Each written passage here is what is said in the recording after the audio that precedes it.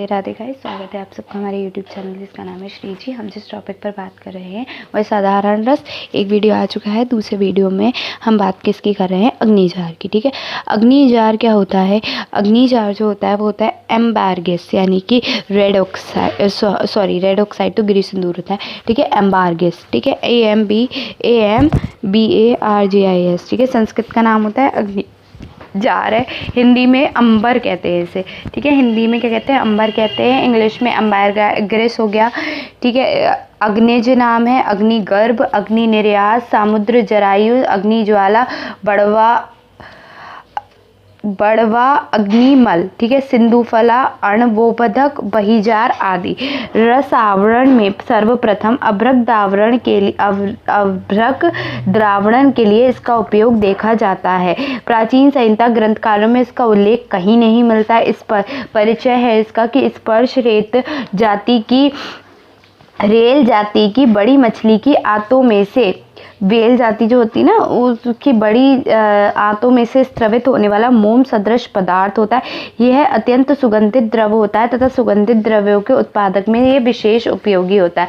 कुछ लोगों के मत के अनुसार हिरेल मछली का शुष्क मल है जो मृत हिरेल मछली के आंतों से प्राप्त होता है। मलबद्धता के कारण मछली मर जाती है तथा कुछ काल के पश्चात आंत का वह भाग मछली के शरीर से पृथक होकर समुद्री सतह पर पिंड के रूप में तैरता रहता है और मछुआरों द्वारा इसे एकत्र किया जाता है। आरंभ में ये सुगंध नहीं होती, किंतु सूखने पर यह उत्तेजक उग्र सुगंध देने वाला लगता है। यह राख के समान काले सफेद रंग का होता है, बाहर में हल्का, जल में अघुलनशील, अग्नि के ज्वलनशील तथा गर्म करने पर संपूर्ण रूप से उड़ जाता है। इसमें काले काले बिंदु युक्त अपारदर्शक घन पदार्थ होते हैं। प्राचीन काल के में यह अग्नि नक्र नाम से समुद्री जंतु का जरायु गर्भ कोश है।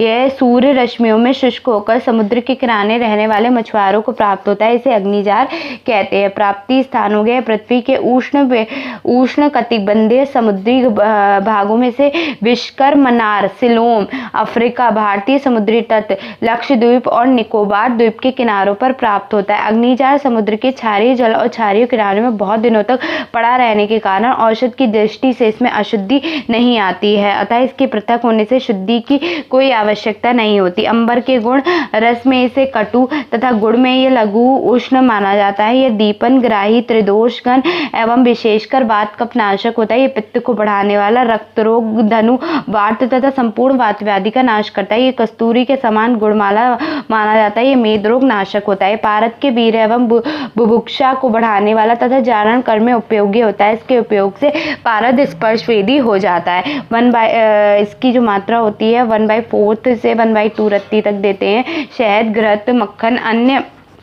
योग के साथ देते हैं। अग्निजार के प्रमुख युग हो गए बृहत, वात, चिंतामणि रस, ज्वाहर, मोरा, ठीक है, याकुती तथा धात्री रसायन आदि। ठीक है, उसके बाद आ रहा है गिरी सिंदूर। गिरी सिंदूर क्या होता है कि गिरी सिंदूर रेड ऑक्साइड ऑफ मरकरी, ठीक है, ये होता है। उसके बाद इसको रक्त रेणु कहते हैं, जो फॉर्मूला होता है HgO है।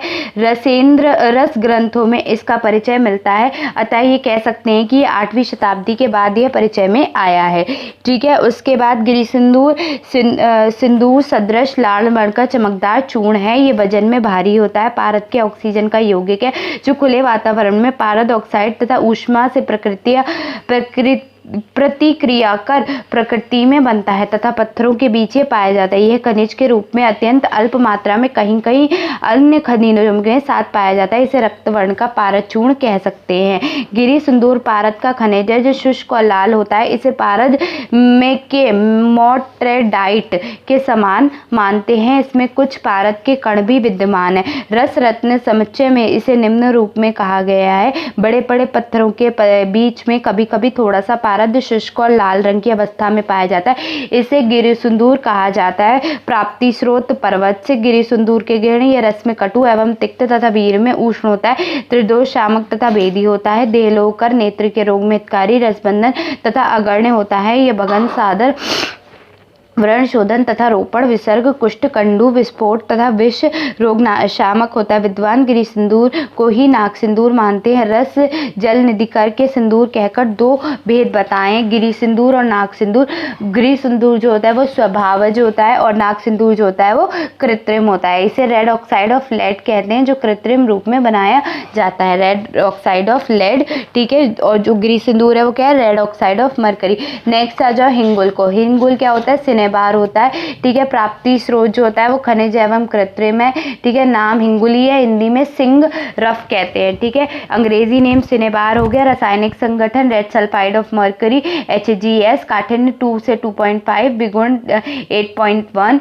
हिंगुल, हिंगुल, हिंगुल, इंगुल भी कहते हैं, मिलेक्ष कहते हैं, रक्त कहते हैं, सुरंग कहते हैं, चित्रांग, चूर्ण, पारद, रसोधद, रस स्थान, शुक्तुंड, रंजन, कपी, शीर्षक, रक्तकाय, हंसपात और दरिद्र ये भी कहते हैं। इसे लोह घन भी कहते हैं, ठीक है। हिंगुल का सर्वप्रथम उल्लेख कौटिल्य के अर्थशास्त्र में मिलता है। यहाँ सोने की परीक्षा तथा हिंगुल द्वारा इसके विकृत होने पर उल्लेख मिलता है। रसशास्त्र का प्रधान द्रव्य पारद का मूल खनिज हिंगुल ही है। विदेशों में पारद की प्राप्ति होती थी, अतः पारद का ज्ञान एवं उल्लेख संहिता काल में मिलता है, किंतु हिंगुल बाद में भारतीयों के परिचय में आया है, ठीक है। परिचय क्या है इसका, ये गुलहेड़ पुष्प के सदृश वर्ण का, पसीने पर कोमल, देखने में चमकीला, लाल और भारयुक्त होता है। यह पारद एवं गंधक का यौगिक है। इसमें 8.6% पारद तथा 13.8% गंधक होता है। यह स्वाभाविक खनिज के रूप में तथा कृत्रिम दोनों रूपों में पाया जाता है। संप्रति बाजारों में कृत्रिम हिंगुल का उपलब्ध होता है जो छोटी बड़ी डली के रूप में मिलता है, ठीक है। उसके बाद ये पारद का सबसे सस्ता एवं सुलभ स्रोत है। कृत्रिम हिंगुल पारद एवं गंधक को 6 से 1 के अनुपात में लेकर एकत्र घोटकर लोहे के ढक्कन बड़े पात्र में बंद कर तीव्र अग्नि पर पकाते हैं। ऐसा करने से क्या होता है, जो सुंदर लाल रंग का यौगिक बन जाता है और ऊर्ध्व पातित होकर ऊपर के ढक्कन पर जमा हुआ पाया जाता है। प्राप्ति स्थान स्पेन, इटली, फ्रांस, जर्मनी, चीन, जापान, रूस, अमेरिका तथा ईरान आदि देशों से प्राप्त होता है। ये भारत में नहीं पाया जाता। कृत्रिम हिंगुल इस समय सूरत, कलकत्ता आदि स्थानों में बनाया जाता है। उत्पत्ति भेद से हिंगुल 2 प्रकार का होता है, खनिज और कृत्रिम। खनिज हिंगुल 3 प्रकार का होता है, चमार, शुक्तुंड और हंसपाद। चमार जो होता है वो कृष्ण वर्ण का और रक्त वर्ण का होता है। पीत जो होता है वो शुक्तुंड जो होता है वो पीत वर्ण का होता है और हंसपात जो होता है वो जपा कुसुम वर्ण का होता है। इसमें हंसपात को सर्वश्रेष्ठ माना गया है। रसरत्न समुच्चय हिंगुल के 2 भेद बताए हैं, शुक्तुंड और हंसपात, ठीक है। उन्होंने चमार नहीं बताया। उन्होंने क्या कहा है, यह शुक्तुंड को ही चमार भी कहा गया है तथा अल्प गुण वाला होता है। हंसपात हिंगुल श्वेत रेखाओं से युक्त तथा प्रवाल की आभा वाला होता है और गुणों में सबसे ज्यादा उत्तम होता है, ठीक है। हिंगुल को एक अन्य स्थान पर चूर्ण रूप तथा पारद रूप ऐसे 2 भेद भी किए गए हैं, ठीक है। उसके बाद क्या है, हिंगुल शोधन की आवश्यकता। हिंगुल शोधन के अशुद्ध हिंगुल का सेवन अंधता, क्षीणता, क्लम, भ्रम, मोह, प्रमेय आदि विकारों को उत्पन्न करता है, अतः शोधन के बाद ही इसके औषध कार्यों के लिए उपयोग करना चाहिए। हिंगुल के भेड़ के दूध की एक तत्पश्चात नींबू के रस की 7 भावना देकर सुखा लेने से हिंगुल क्या हो जाता है, शुद्ध हो जाता है। नींबू के स्वरस की 7 भावना देकर अनेक बार जल से प्रक्षालित कर हिंगुल को सुखा लेने से सुखाकर रख ले, इस प्रकार हिंगुल शुद्ध हो जाता है तथा इसमें अम्लता भी घुलकर निकल जाती है। हिंगुल को आर्द्रक स्वरस तथा लकुत स्वरस की 7 भावना देकर हिंगुल शुद्ध हो जाता है। हिंगुल के गुण, हिंगुल के रस में तिक्त, कटु और कषाय, वीर में उष्ण तथा गुड़ में उष्ण होता है। दीपन, रसायन, वर्ण, वृक्ष, बल्य, वर्ण नहीं है, वृक्ष, बल्य, वाजीकरण, संततिकर, सुखायुकर, शिकर, मेधक, तिवर्ग, अग्निवर्धक, स्वर्व, दोष, घन, रुचि, हृदय साहकर और नेत्र है। शुद्ध हिंगुल प्रमेय, कुष्ठ, ज्वर, मंदाग्नि, हृदय अरुचि, अम्लपित्त, हृदयास, कामला, प्लीहा रोग, आम्बत एवं गर, विष का नष्ट करता है। यह पारद के द्वारा धातु मारण तथा जारण संस्कार में अत्यंत उपयोगी है। हिंगुल से निकाला गया पारद गंध जारण किए हुए हुए पारद के समान लाभकर होता है। नेक्स्ट है मात्रा इसकी आधे से 1 रत्ती तक है। अनुपान है मरीच और गुड़ अथवा पीपली एवं गुड़ीची स्वरस के अथवा मधु से। ठीक है, पातना यंत्र विधि, हिंगुल सत्वपातन कैसे करोगे? पाताल यंत्र विधि से हिंगुल का अधपातन करने से पाताल सदृश सत नीचे की ओर जलयुक्त पात्र में आ जाता है। ठीक है, हिंगुल के प्रमुख हो गए हिंगलेश्वर रस, आनंद भैरव रस, कंद पशुवन रस, ज्वर मुरारी रस, बसंत मालती रस, रसगर्भ पोटली, दरद बटी, त्रिभुवन कीर्ति रस, कस्तूरी भैरव रस और अति सार हरी बटी आदि। ठीक है, मुर्दा शंख, मुर्दा शंख क्या होता है? लिथार्ज। ठीक है, आखिरी जो है साधारण रस है वो क्या है? मुर्दा श्रृंग। ठीक है, मृदा श्रृंग। ठीक है, लिथार्ज उसे कहते हैं। ठीक है, मृदा श्रृंगम इसका संस्कृत नेम है। मुर्दा शंख जो है वो हिंदी नेम है। लिथार्ज क्या है? इसका अंग्रेजी नेम है। ठीक है, उसके बाद PbO उसका फॉर्मूला है, यानी कि लेड ऑक्साइड होता है। मृदा श्रृंगक, बोदार श्रृंग, मुर्दा शंख और मुर्दा शंखक ये होता है। 8वीं शताब्दी के बाद ग्रंथों में इसका उल्लेख नहीं मिलता है। रसेंद्र चूड़ामणि में इसे वर्गीकृत कर साधारण रस वर्ग में रखा गया और तब ये रसग्रंथों में इसका वर्णन उपलब्ध होता है। यह नाग और ऑक्सीजन यानी कि लेड और ऑक्सीजन का यौगिक है। ये कैसा होता है? पीताभ होता है, चमकदार होता है, दानेदार। 8 पहले वाला नाग सिंदूर मिला होने पर किंचित लाल वर्ण का, रूक्ष तथा वजन में भारी होता है। यह प्राकृत अवस्था में पाया जाता है तथा कृत्रिम भी बनाया जा सकता है। नाग को खुली हवा में गर्म कर द्रावित नाग के ऊपरी सतह पर मलाई के रूप में पीले वर्ण का चूर्ण जमने लगता है। इस चूर्ण को पृथक कर कड़ी आंच पर पिघलाकर ठंडा करने से गट्ठा बन जाता है। यही मृदा श्रृंग है। अन्य विधि के नाग के शोरों के साथ हांडी में गर्म करने पर शोरे में का ऑक्सीजन सीस धातु के साथ मिलाकर सुंदर पीले रंग का दानेदार मृदाशंख बन जाता है। प्राप्ति स्थान क्या है? खनिज मृदाशंख आबू तथा अरावली और पहाड़ियों में एवं बिहार, मध्य प्रदेश, विदेशों में वर्मा आदि देशों में प्राप्त होता है। इसे इसके सत्वपातम से सीस धातु प्राप्त होती है। मुर्दा शंख के भेद, उत्पत्ति भेद से 2 प्रकार का होता है, खनिज और कृत्रिम, जो कि प्राकृत है। ठीक है, खनिज क्या है? प्राकृत है।